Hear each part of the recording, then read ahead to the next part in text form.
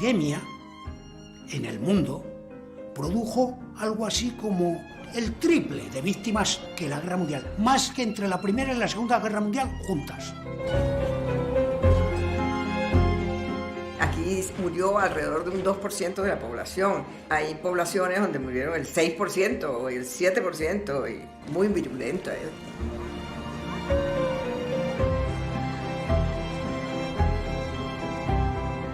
Se estima que en torno a 40, 50 millones de personas murieron en un breve periodo de tiempo, en unos pocos meses. Ya son muchos muertos, sobre todo en edades activas. El primero de todo fue un fracaso para la medicina, que ya se sentían, que ya conocían las bacterias, que ya empezaban las vacunas, y resulta que no.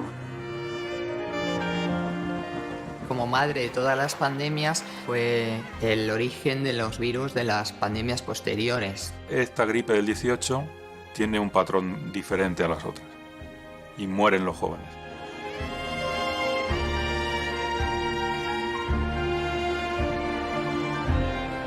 Un tercio, más o menos, de la población total quedó enferma. Eso significa que en España enfermarían entre 7 y 8 millones de personas. El sistema ferroviario y también el sistema de conexión por buques fue difundiendo la pandemia a lo largo de todo el mundo.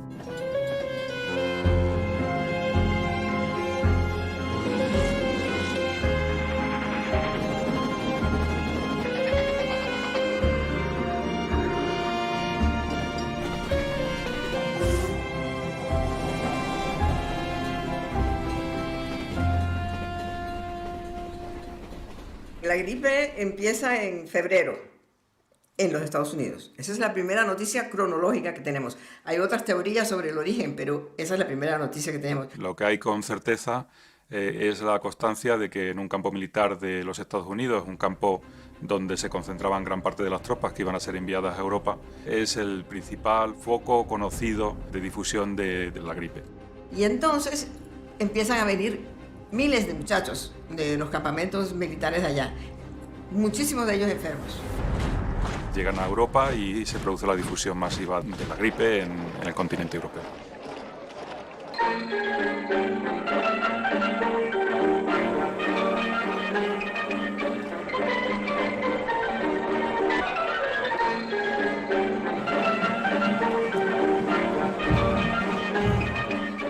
Cuando llega a España es mayo, son las fiestas de San Isidro, se enferma el rey, se enferma el primer ministro, las actrices de los teatros, cierran los teatros. Entonces salió en toda la prensa y la llamaban El Soldado de Nápoles por una opereta que estaba de moda, que tenía una música muy pegadiza.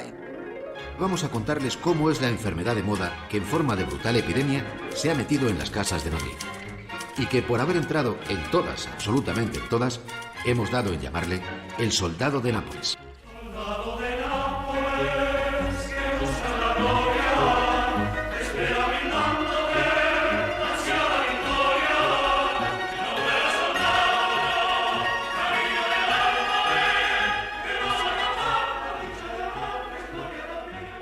Parece que un periodista inglés que estaba despistado escribió que estaba aquí, escribió a Inglaterra que aquí había una epidemia de gripe muy fuerte. No sabía que ya Francia, los Estados Unidos ya la estaban padeciendo. Y ahí empezó lo de gripe española. Nadie le da ninguna credibilidad, claro.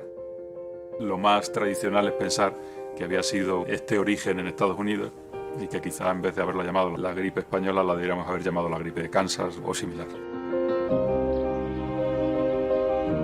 El gran número de casos nuevamente de los soldados que regresaban a casa, a Estados Unidos, a Australia, a otros países del mundo, pues fue un poco el factor que permitió la propagación mundial de esta pandemia y llegó a todos los lugares del mundo.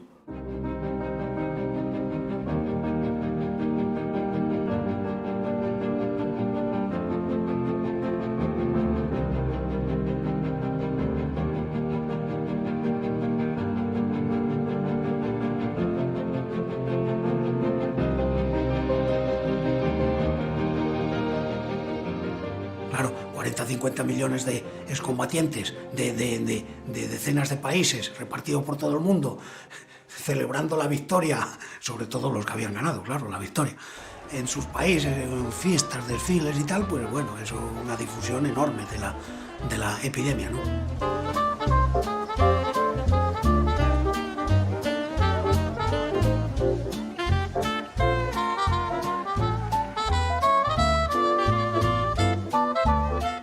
Otra hipótesis que se ha planteado desde un epidemiólogo famoso, que es John Oxford, él plantea que el virus ya estaba circulando en 1915 dentro del continente europeo.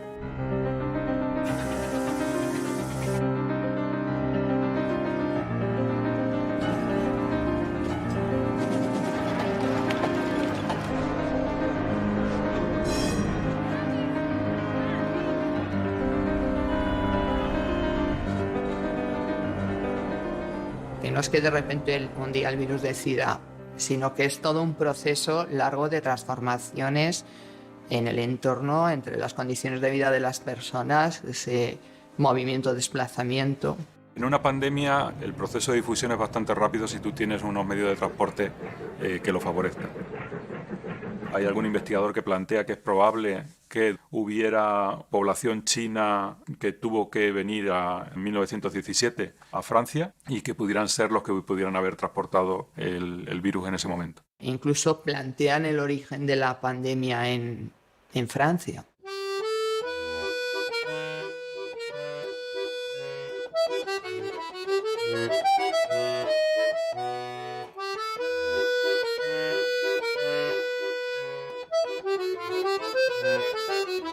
La gripe de 1918, la característica que tuvo es que no fue solo una ola concreta, sino que estuvo la gripe atacando durante diversas olas a lo largo de varios años. Son 3 brotes, uno en la primavera de 1918, otro en el otoño de 1918 y el tercero, pues aunque hay diferencias de unos países a otros, pues más o menos en la primavera del 1919. La primera ola afecta, viene de Francia, afecta el centro del país.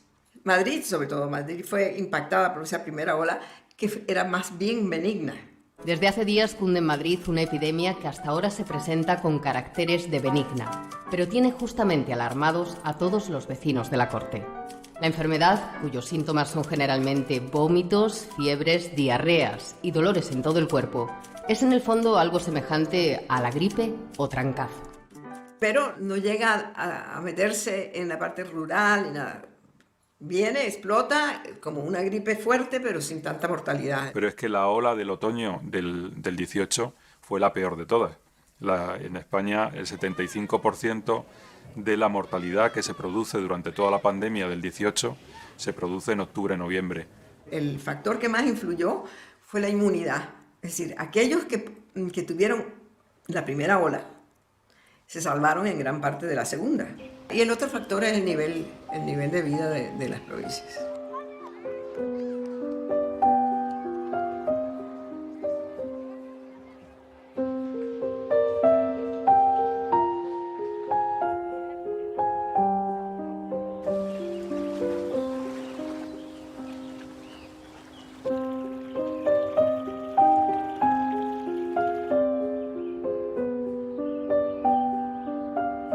Murió mucha gente, yo sé que en 18 hubo muchos muertos. En aquellos tiempos había un médico para todo, casi todo el partido judicial casi lo llevaba un médico solo.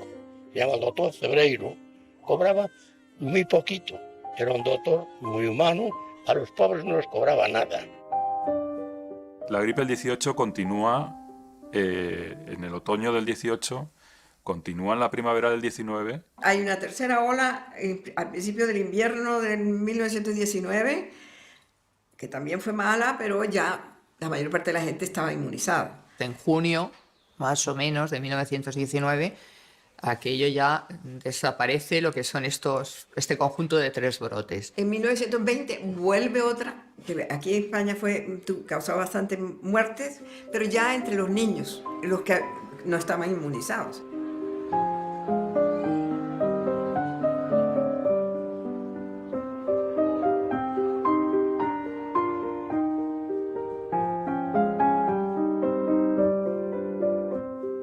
Las gripes pandémicas, pues en nuestra historia reciente nos han enseñado que vienen en torno a 30, 40, 20 años y muchas de ellas proceden de recombinaciones entre virus aviares o virus de otros animales y virus que están circulando en la especie humana. El virus de la gripe hay millones y circulan entre los patos silvestres. Y estas aves migratorias infectan a las focas, infectan a otros mamíferos y poco a poco el virus hasta que encuentra una forma de infectar al hombre. En aquel momento, en el año 1918, no se conocía todavía el virus de la gripe. Se estuvo durante mucho tiempo tratando de aislar bacterias que fueran las culpables de la patología. Y con esta pandemia eso no ocurrió, porque no se logró aislar o poder ver un germen que fuera el productor de la gripe. Durante aquella época, pues, muchas personas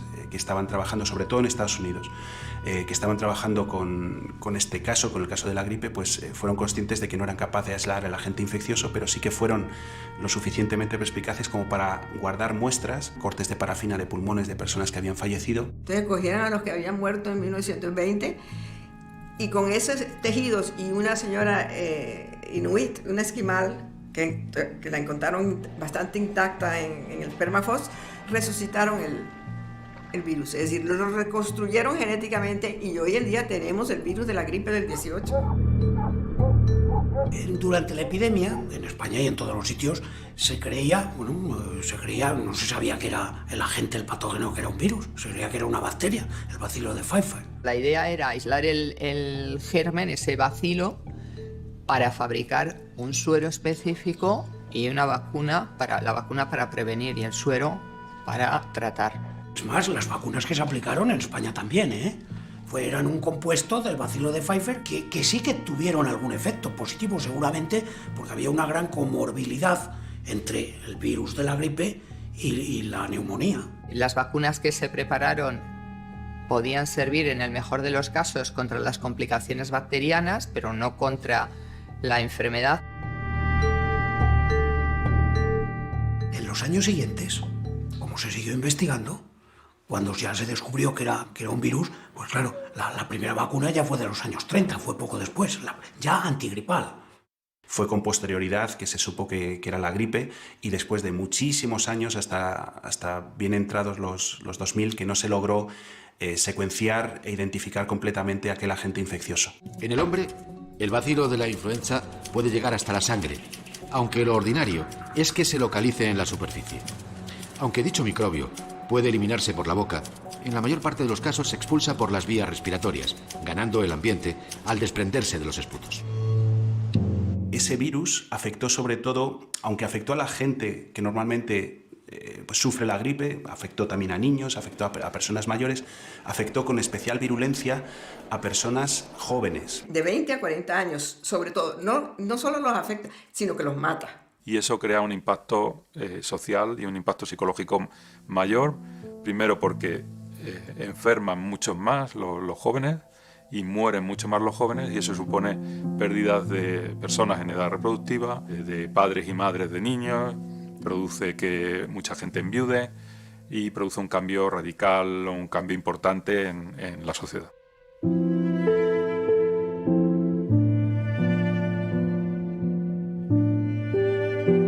Mi hermana tenía 3 años, la que ha sobrevivido, y cayó, claro, con la gripe, pero después de ella había un niño de 2 y otro niño de 1. Teníamos una niñera y todos cayeron y murieron los niños y la niñera. Los 3 el mismo día, lo recordaban mis padres con un terror horrible. La gripe española, de alguna manera, estaba afectando a personas que no tenían nada de inmunidad frente a esa gripe, pero es posible que personas ya pues por encima de 40, 50 años hubieran sufrido alguna gripe anterior y que de alguna manera tuvieran su sistema inmune preparado para luchar contra ella. No así las personas más jóvenes. Tiene también que ver con unas gripes anteriores, con este caso con la gripe de 1889-90. Parece inferirse de esa conexión que aquellas personas que pasaron la gripe de 1889-90 tenían algún tipo de protección respecto a la gripe del 18.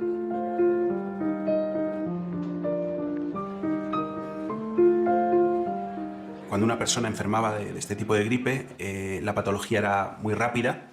En algunas personas, al cabo de unos pocos días, al mismo tiempo que empezaban a tener dificultades al respirar, pues alguna de ellas tenía una tos tan fuerte que inducía, por ejemplo, la ruptura de las costillas o la ruptura de algún órgano interno, de tal manera que sangraban. Algunas de ellas también sangraban por la nariz o por las orejas. La teoría que más fe se le da es que fue como una tormenta de citoquinas. Las citoquinas son la forma como el sistema inmunitario se defiende contra una infección.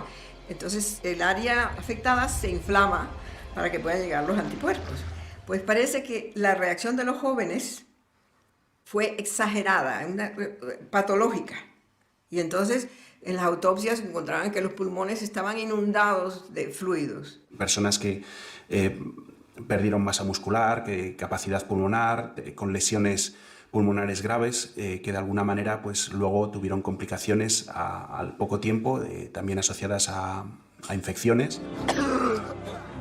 Estos hombres comienzan con lo que parece ser un ataque ordinario de gripe, y cuando llegan al hospital desarrollan rápidamente el tipo más vicioso de neumonía que se haya visto. Pocas horas después del ingreso puede verse la cianosis extendiéndose desde las orejas a toda la cara, hasta que se hace difícil distinguir negros de blancos. La cantidad de casos de complicaciones neumónicas, de pulmonías, pues. Y la pulmonía, entonces, la mayor parte de la gente se moría. Lo más estudiado y lo más conocido es la encefalitis letárgica, que apareció en personas que habían padecido la gripe posteriormente, ¿no? Algo después de haber pasado la gripe. Personas, por ejemplo, que estaban como dormidas, estaban conscientes, pero no reaccionaban, no pues comían, respiraban, parpadeaban, pero no reaccionaban al mundo. Se quedaron como en su burbuja y bueno, pues permanecieron ahí durante muchas de ellas el resto de su vida. Pues realmente se percibe, claro, ese impacto negativo, esa sensación de depresión, también de estar desbordado por la situación. En febrero de 1919 mi tío cogió la gripe y en 4 días estaba muerto. Estábamos muy aislados. Recuerdo que mi madre decía, aunque yo no lo entendía, que teníamos suerte de no relacionarnos con otra gente. Cualquier persona, sea rico, sea pobre, sea niño, sea mujer, puede morir en una de estas enfermedades. Las estrellas, algunas de ellas enfermaron, algunas murieron. Por ejemplo, Lillian Gish y su hermana Dorothy Gish, que eran famosísimas, entonces las más famosas, la tuvieron la gripe. Lo mismo que Mary Pickford. Mary Pickford era lo más de lo más.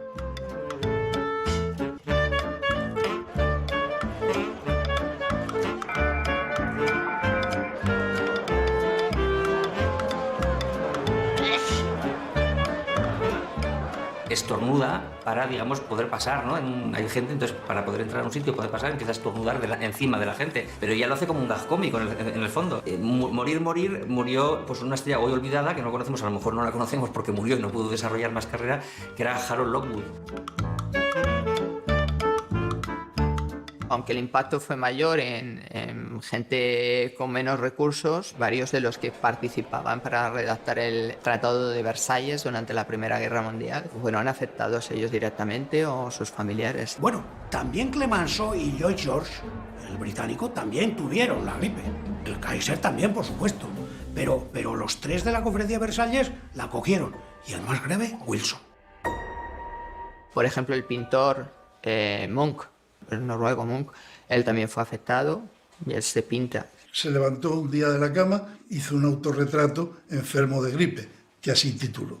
Él está enfermo, pero el cuadro en sí entero es un cuadro de enfermo. Se ve la melancolía, la tristeza, ese sillón amarillo en el que se sienta, la curva que forma su cuerpo envuelto en una bata. No se ve que haya sido una habitación de enfermo, pero sin embargo está la enfermedad presente.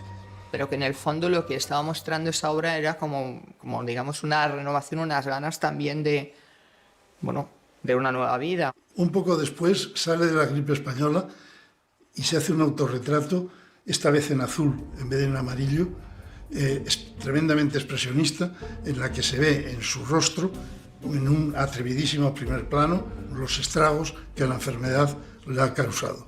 Klimt, si no recuerdo mal, otro pintor, ese sí murió. Klimt, en febrero del 18, sufre una embolia que se transforma en neumonía y muere, probablemente contagiado por la gripe española. Klimt es el autor del famoso El beso, otro de los iconos del siglo XX. La gripe del 18 sí que supuso un miedo y unos confinamientos que implicaron una mayor creatividad. Es visible en Schoenberg y en Stravinsky también ese cambio en el tipo de música. La música dodecafónica surge como todo ese proceso realmente. Hay muchos factores. La pandemia tuvo que ver, pero tuvieron que ver también el desmantelamiento del antiguo régimen en todos los sentidos, político, social, moral, ético, ¿no? Prokofiev no llegó a contraerla, pero estuvo toda su vida preocupado precisamente porque tenía miedo de poder hacerlo. Bartók tuvo una infección de oído que prácticamente le llegó a dejar sordo. Stravinsky también. Es que muchos de los compositores pasaron por esta gripe del 18, de los que fueron a Estados Unidos, porque fue uno de los primeros lugares donde se empezó a difundir.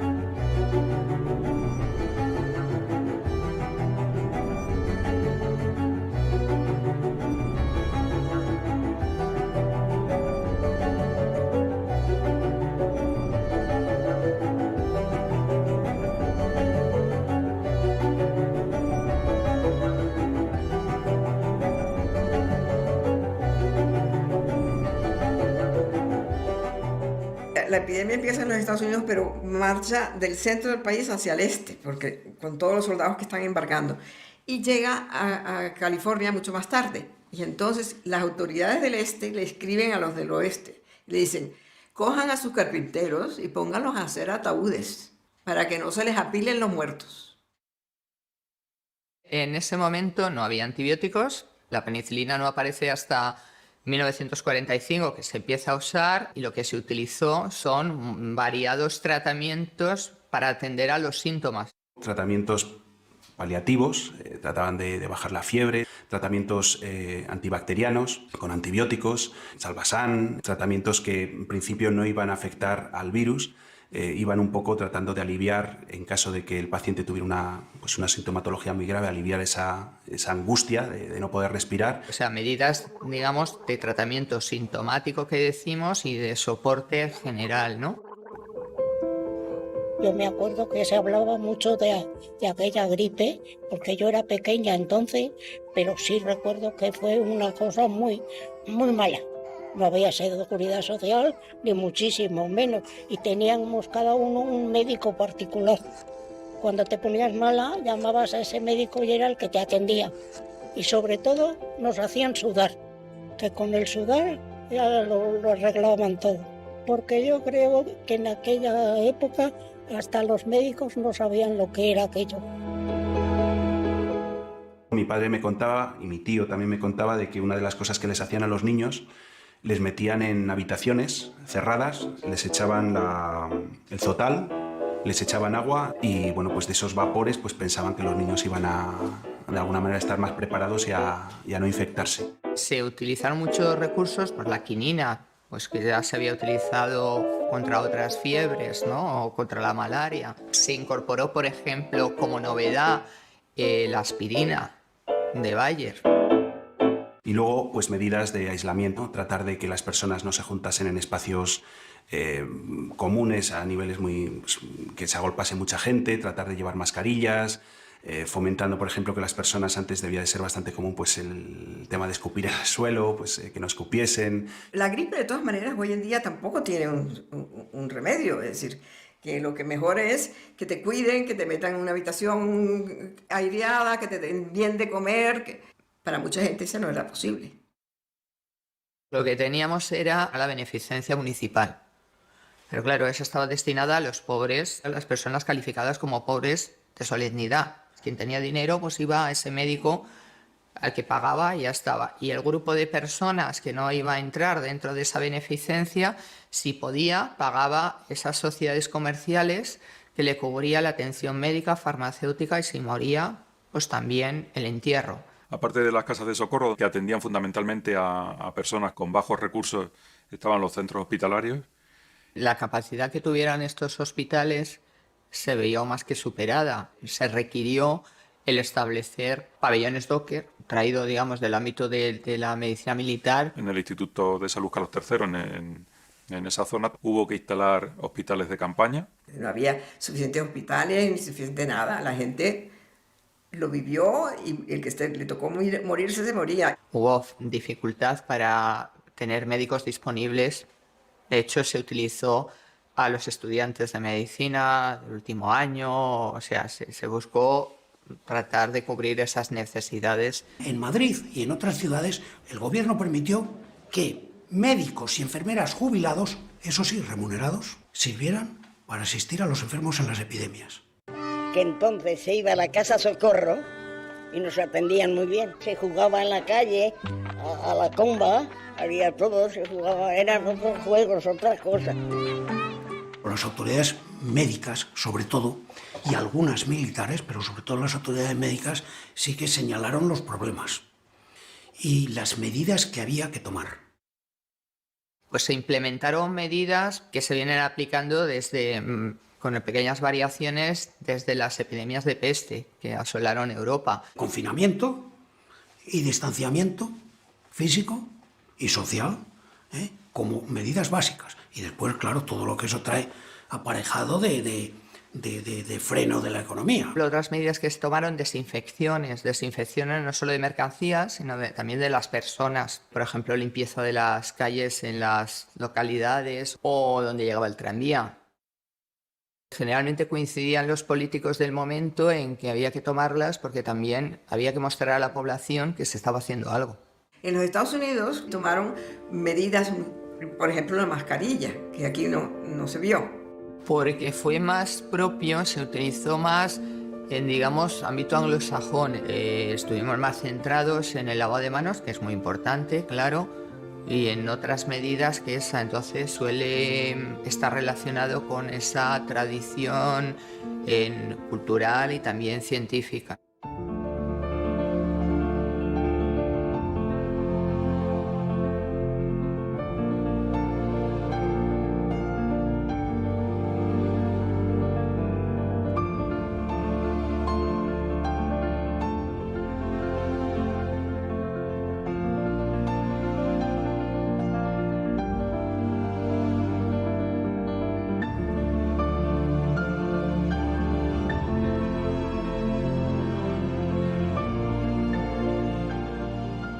Cerraron universidades, cerraron entretenimientos públicos. En Madrid, a nivel de prensa, intentaban que desde los periódicos no se difundiera información, o sea, la referida a nuestro país, se le diera la mínima importancia. Que se detenga, que no se diga, que... Y entonces las autoridades pues empiezan a decir pues que es una gripe común, que eso se cura en 2 o 3 días, que no pasa nada. De entrada, digamos, era como algo banal, entonces no había esa percepción del riesgo. Pero a medida que eso se prolonga y o sea, va aumentando el número de casos, de muertes, es decir, se va agravando, pues cambia totalmente la percepción y se pasa a una percepción de verdadera gravedad. Esto es una constante en todas las epidemias, se da en todas. El rechazo inicial de las autoridades a admitir la epidemia, la existencia de la epidemia. En Estados Unidos, algunas ciudades, por ejemplo San Francisco, aplicó las medidas pronto y muy bien, hasta el punto de que el incumplimiento del lockdown y del uso de mascarillas estaba penado con grandes multas y hasta con cárcel.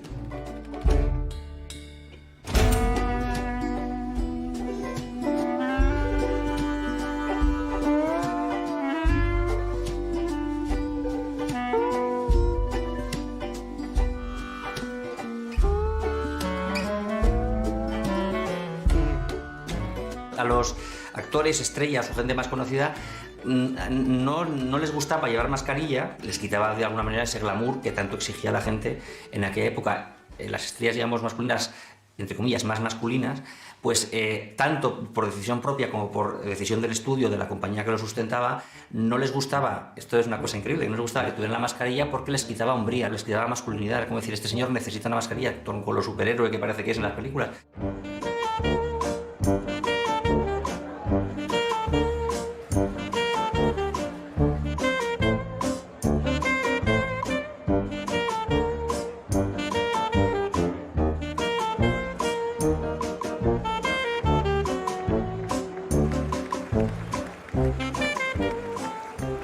Aquí también había denuncias a veces de que el contraste, ¿no? Se cerraba la universidad, pero se permitía que el café, el teatro estuviera abierto o que incluso se organizaran grandes procesiones.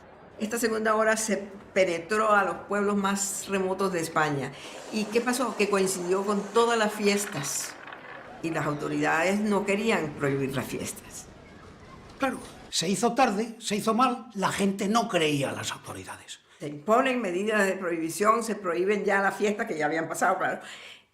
Y la iglesia se le da por hacer una novena multitudinaria para pedirle a Dios que se pare la pandemia.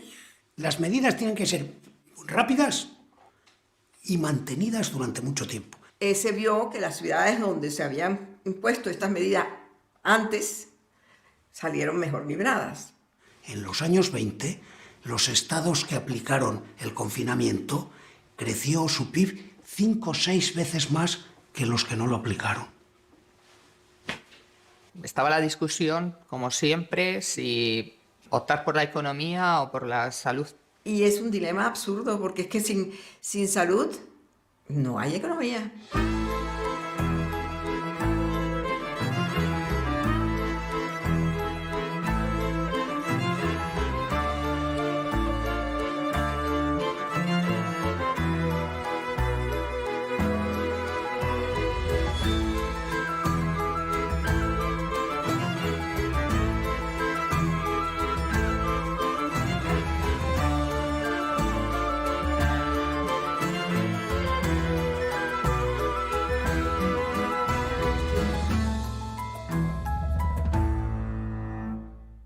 La gripe de 1918-19 fue una expresión de la muy compleja coyuntura de ese momento, ¿no? De esa confluencia de Primera Guerra Mundial, de crisis económica profunda, crisis política y crisis social importante. Naturalmente que tuvo que afectarnos. Padres de familia muertos, absentismo violento, consumo cero. Hubo muchísimas dificultades, claro, una economía de guerra, pues naturalmente, bueno, y los países europeos se endeudaron con Estados Unidos, que era el principal acreedor en miles de millones de dólares. El principal Gran Bretaña a su vez prestó a Francia y otros, Francia a otros, Francia quedó endeudado con todos, un desastre. Pero España fue neutral y a España le vino económicamente muy bien. Por ejemplo, España sí que va a vender las mercancías aprovechando esa necesidad y esos mercados que se abrían ante la situación de la guerra mundial. Claro, como los otros países en una economía de guerra no podía producir para comer, sino para disparar bombas y material de guerra, ¿no? Pero claro, eso significó, digamos, desde el punto de vista de la macroeconomía, un enriquecimiento, pero a nivel de la ciudadano de a pie implicó menos recursos y la elevación de los precios. Porque los precios sí que es verdad que empezaron a subir en España desde el año 17, pero en el 18 dieron un salto todos los índices de precios.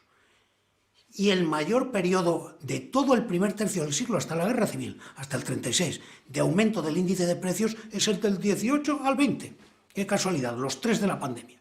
Los distintos ayuntamientos tuvieron que pedir créditos o establecer créditos o pedir la ayuda al gobierno para poder, por ejemplo, el Ayuntamiento de Madrid, para poder comprar trigo a Argentina, para poder fabricar pan, para poder comprar medicamentos. Y sin embargo, el campo no se quejó y era el que peor estaba. Pues los agricultores, los que mantenían la explotación bien, pero muchos enfermos.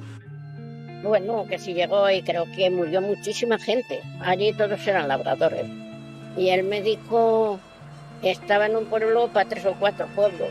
Y claro, cuando llegaba al último ya se habían muerto la mitad. Gente que murió en el pueblo, que se quedó casi en blanco. Mucha gente.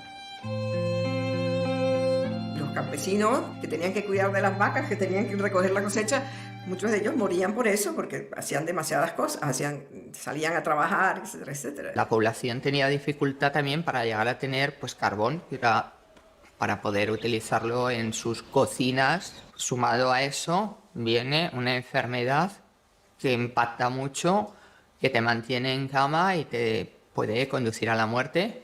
Continúa extendiéndose por Madrid la epidemia de gripe que hoy ha entrado en casi todas las casas del vecindario, produciendo numerosas bajas en las oficinas del Estado, redacciones de periódicos y, en general, en centros donde se aglomeran muchas personas. En España, desde luego, sí que hubo en los años 20 un gran crecimiento en obras públicas, en un aumento de la industria y de los servicios.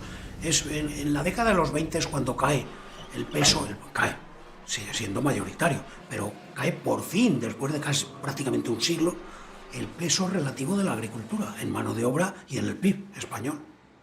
La economía norteamericana en los años 20 cambió enormemente, las grandes cadenas de mercado, el gran consumo, pero si eso es efecto, en alguna medida, de la gripe o de la expansión económica eufórica de los felices años 20, pues eso es muy difícil, precisarlo.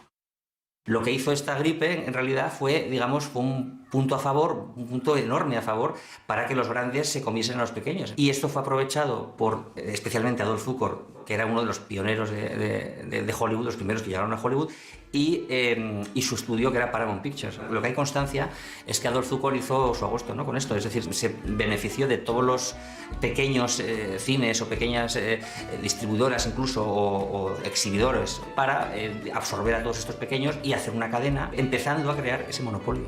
La era de los grandes estudios se logró ese esplendor porque tenían un monopolio que luego se acabó.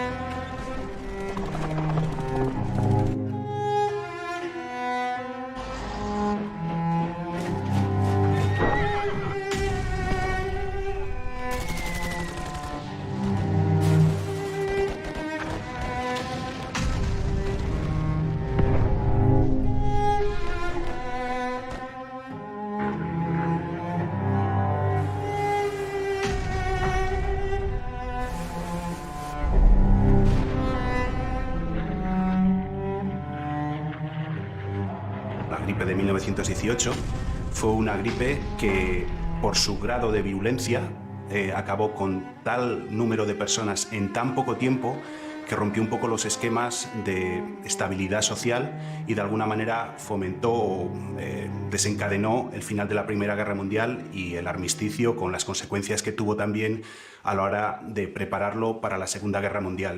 Hay un investigador sudafricano que tiene esa hipótesis, que la gripe del 18 afectó a la guerra en su conjunto y que pudo determinar también la forma en la que finalizó la guerra. El ejército estaba debilitado porque una gran parte estaba enfermo. Había que meter a todos los enfermos con los heridos por esas carreteras llenas de barro y de obstáculos y no sé qué. Los enfermos eran un problema estratégico, es decir, que sí influyó en la guerra. El que las tropas, un gran número de tropas estuvieran enfermas, que no pudieran ir al combate, el gran número de bajas, el gran riesgo que corrían los dos ejércitos a la hora de enfrentarse y no tener en sus líneas de frente el número de soldados que estarían dispuestos a pelear. ¿Pero por qué los mandan sabiendo que estaban enfermando tanto? Los mandan porque Alemania se preparaba para dar una última ofensiva esa primavera. No querían contar que tenían la mitad del ejército en la cama, ninguna de las potencias que estaban en la guerra. La distribución espacial que se ha producido de la gripe en el caso de España tiene mucho que ver con el flujo de población que se produce, por ejemplo, de portugueses que vuelven de la Guerra Mundial, y las zonas por donde van pasando son zonas que están muy afectadas, sobre todo en la segunda ola. Hay que recordar que España efectivamente no fue un país beligerante en la Primera Guerra Mundial. Pero España en esos años mantenía una guerra muy importante, que era la guerra o las guerras de Marruecos. Muchos de los militares estaban en Marruecos, de los soldados, de los reclutas. Todavía no se sabe si murieron por la acción bélica de la misma guerra, por efectos de la enfermedad, tuberculosis, malaria en Marruecos, por ejemplo, o si murieron por efecto de la epidemia de gripe del 18 al 20. En Barcelona la gripe fue muy fuerte porque había vuelto tropa de África. Había mucha gente que vivía en las barracas del Somorrostro, el Barrio Chino, en la montaña de Montjuïc, junto a las fábricas de carbón. Se contagiaban en los cuarteles, en los colegios, en las iglesias, en los cines, en los teatros. Por el Paralelo y Barrio Chino había muchísimos, ¿cómo se llama?, de cabarets. Había mucha gente, entonces la virus se contagia persona a persona. Y claro, en la época del 18 esto era todavía mucho más pobre. Los Estados Unidos, como estaba en la guerra, no permitió que se acabara la producción para la guerra. Es decir, ahí iba todo el mundo a la fábrica a hacer tanques porque sí, enfermos o no enfermos. Crusen decía que no había problemas. Es más, el 28 de septiembre, en lo más alto de la epidemia, prepara el gran desfile del préstamo, la Liberty Loan Parade. Varios miles de manifestantes, marines, enfermeras, bailarinas, músicos, etcétera, desfilando por todas las calles y varios cientos de miles aplaudiéndole por la calle. Hasta ese día había habido 30, 100, 40, 100 enfermos en Filadelfia. A los 3 días explotó.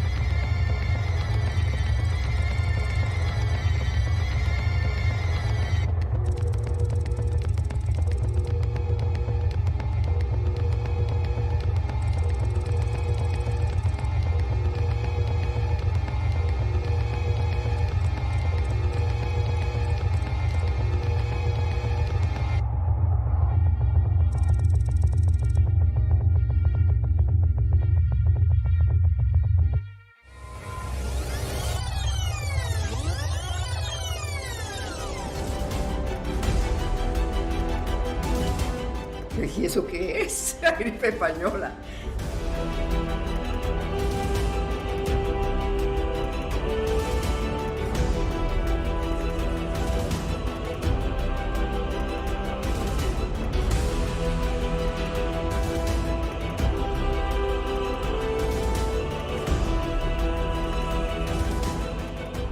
Desde el año 2000 aproximadamente, 2000 poco, se ha empezado ya a escribir mucho, sobre todo por ahí fuera, ¿verdad? Pero también en España.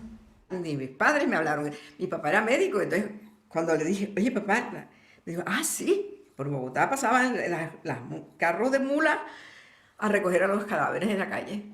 La sociedad española y la sociedad en general mundial viene de un periodo en el que la mortalidad es normalmente alta. Se les morían 4 de cada 6 hijos que nacían, es decir, que era una cosa muy terrible. Tenían una presencia constante de la muerte, la esperaban. Y yo creo que por eso pasaron página. Había pasado cuando yo era joven. Mi padre solo decía, cuidado con la gripe, que ha habido una gripe malísima, que ha muerto muchísima gente. No os descuidéis, no cojáis frío. Y luego hay una circunstancia evidente, que es la Primera Guerra Mundial. Es un hecho que involucra a muchos países, que tiene un significado mucho más icónico, si se quiere poner de esa manera, y la gente pues tiene más en la memoria la guerra y los eventos de la guerra que una enfermedad más de las que ha habido durante ese periodo de tiempo. La Primera Guerra Mundial es la primera vez en la que nos damos cuenta que se puede dar un conflicto en ese grado. Y después de esa Primera Guerra Mundial, de repente llega curiosamente, una de las primeras pandemias que se acercan a la globalización. Fue un olvido, yo creo que voluntario. Si a ti te matan a tu hijo en la guerra, pues lo glorifican. Europa está llena de monumentos para los muertos de esa Primera Guerra. Y muchos de esos muchachos que están enterrados en estos cementerios multitudinarios murieron de gripe. Entonces esas cosas pues no las mencionan los libros de historia. En 1918 la gripe llegó a los cuarteles de la Armada en Devonport. Murieron cientos, caían fulminados. Amanecí en el gimnasio. El hospital del cuartel estaba a tope, así que nos llevaban al gimnasio. Éramos muchos enfermos y nos fumigaron. Calentaban unos tanques llenos de desinfectante Jace con un tubo conectado, de modo que salía una gran nube de vapor. No veías nada. Llegué a pensar que nos querían gasear para librarse de nosotros. No recibíamos muchas atenciones de las enfermeras. Éramos tantos, ¿sabe? Fue bastante aterrador. Claro, en el pasado estoy hablando de las pestes del siglo XVII, o del XIV al XVII. Como había una cada 10 o cada 5 o cada 14 años, pues ¿para qué recordar la de hace 14 años si tienes otra y la vas a tener? Las dos pandemias que tuvimos después, que fueron la del 58 y la del 69, los virus que los provocaron tienen componentes genéticos del original de la gripe del 18. Ya mutado, ya mucho más, ya no causa el horror de entonces. Se ha creído durante mucho tiempo, ya desde mediados del siglo pasado, que la época de las grandes epidemias se había acabado, que ya no iba a haber. Sin embargo, la realidad ha sido diferente. Y entonces aparece la fiebre de ébola o la legionelosis y luego aparece el SIDA. Ese virus nunca se fue. Es un virus que ha sabido sobrevivir a todo. Parece que con más frecuencia, cada vez con más frecuencia, se pueden estar sucediendo este tipo de episodios porque se han roto equilibrios, porque se ha degradado bastante las condiciones de vida de la población a nivel mundial. Todos esos son elementos que ayudan y facilitan que se pueda producir este tipo de fenómenos. Por eso, desde hace muchos años se está diciendo, hay que estar preparado, viene una pandemia. Y lo siguen anunciando, que va a haber más de gripe o de coronavirus o de algunos de los varios cientos de miles de virus que corren por ahí. Es verdad que el impacto fue tremendo porque desde el punto de vista demográfico, porque se calcula que produciría entre 50 y 100 millones de muertos en el mundo.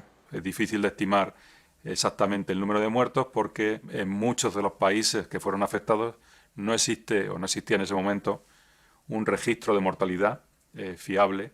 Tienes que controlar no solo a aquellas personas que fueron diagnosticadas con gripe, que no fueron ni siquiera la gran mayoría. Tienes todos aquellos que mueren por neumonía, bronconeumonías y otra serie de enfermedades, diagnósticos que habían sido provocados por la gripe.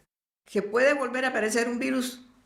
Pues sí. Los virus en general no matan a las especies, matan a animales de esas especies. Tenemos la suficiente variabilidad genética y la suficiente capacidad de haber recordado o de tener un sistema inmune amoldado a cosas parecidas a ese posible virus que infecte, que tenga esa patogenicidad, que siempre va a haber alguien que sea capaz de sobrevivir a esos virus. Todas las epidemias en la historia siguen una secuela idéntica. Empiezan por la negación, pasan por la resignación y acaban en el olvido.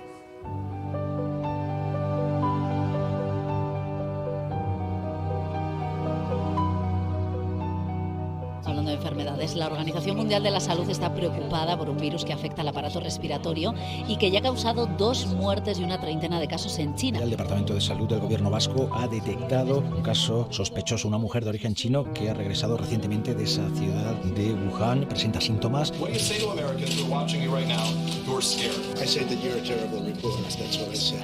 uso de las mascarillas sí que puede ser interesante en los pacientes con sintomatología y eso las autoridades sanitarias lo indicarán. Para decretar el estado de alarma en todo nuestro país, en toda España, durante los próximos 15 días. Es cuestión de acostumbrarnos, yo creo que al principio, ¿sabes?